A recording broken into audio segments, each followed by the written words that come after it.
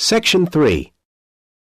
You will hear 3 students, Ben, Jane, and Tom, having a discussion about their architecture and design studies course.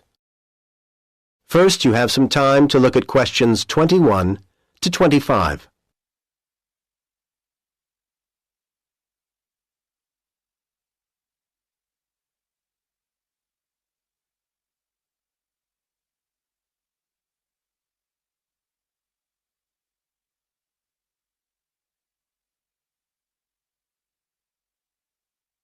Now listen to the first part of the conversation and answer questions 21 to 25. So, Tom, did you manage to get all your reading done? Yes, Ben, I did. What about you, Jane? Me too, though it took much longer than I thought it would. Yeah, some of those dissertations are really long, aren't they? I'm not looking forward to having to write mine. Well, that's not till next year. So, shall we compare thoughts about our reading? Let's start with 20th century architecture. I thought it was pretty impressive. There was quite a bit of detail. Yeah, all very relevant. I enjoyed the pictures, the diagrams and photos. They were quite strange. Not what you'd expect to find in a dissertation, but very helpful. Whereas sometimes I couldn't really follow the arguments. Yes, a bit of a mixed bag, really. While modern construction was very serious and thorough, wasn't it? Indeed. Actually, it was rather dense. I didn't find it particularly easy to read either. The index was excellent, though, so I used that to guide me around. I still think it was a bit high level. I certainly wouldn't have wanted to try and cope with it in the first year. No. That's not who it's aimed at, of course. What about steel, glass and concrete? Not the world's most interesting title, of course. Again, the index was helpful, though I think we could have done with more photos. There weren't really enough to support what he was saying in places. Yeah, but what he was saying was easy to follow, wasn't it? He takes you through step by step. It was hard to believe it had been translated. Seemed very natural. Actually, it was better written than the next one, The Space We Make. But we're supposed to be thinking about architectural ideas, not being literary critics. I like that one. Really?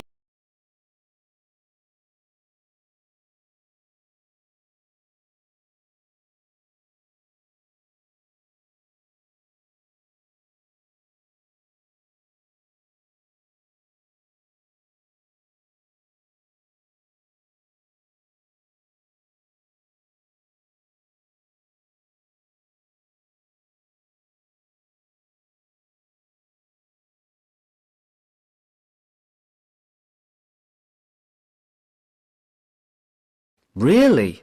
I just didn't think it covered the whole situation.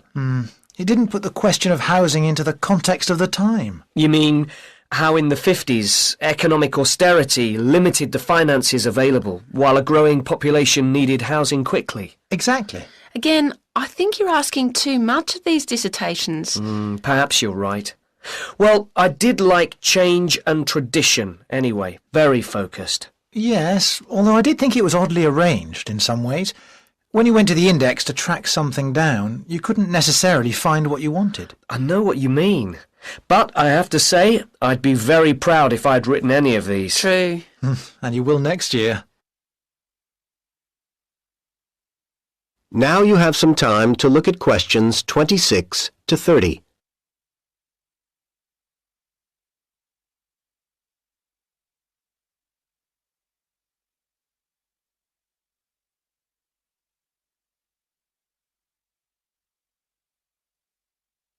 Now listen to the rest of the conversation and answer questions 26 to 30. Never mind next year. It's this year that's the problem. I'm never going to get this assignment done. Yes, you are. Come on, let's make a plan for you. Oh, please. I'm just not sure where to go from here.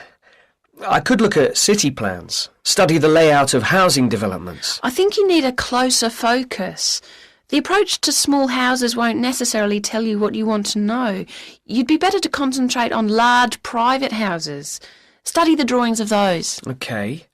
though I don't know how much useful detail I'll be able to get from the kinds of plans that are easily available from that period. It's true, they can be limited. But what you could do as a next stage is go onto the web. There's loads of useful stuff there. More detailed plans, you mean? Well, I was thinking more of illustrations, that kind of thing. Do a search for window designs. I'm sure you'll find some good ones. I agree. And not just online. See what you do find there, and then, for your next step, check both campus libraries. I think you'll be able to get hold of books which will give you further information. And you need to know more about typical furniture of the time. This is all very helpful. Thanks, guys. I'm beginning to think I should be able to get something done for Dr. Forbes after all. At least I can see I'll be in a position to tell him the section headings. Well, a bit more than that would be better. Put your outline plan together and give him that to look at. Yes. But I'll still need to keep reading, won't I? Yeah.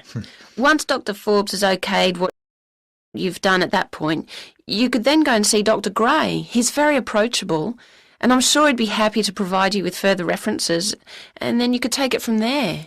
That'd be really useful. Well, thanks again. Let me get you both another coffee. That is the end of Section 3. You now have half a minute to check your answers.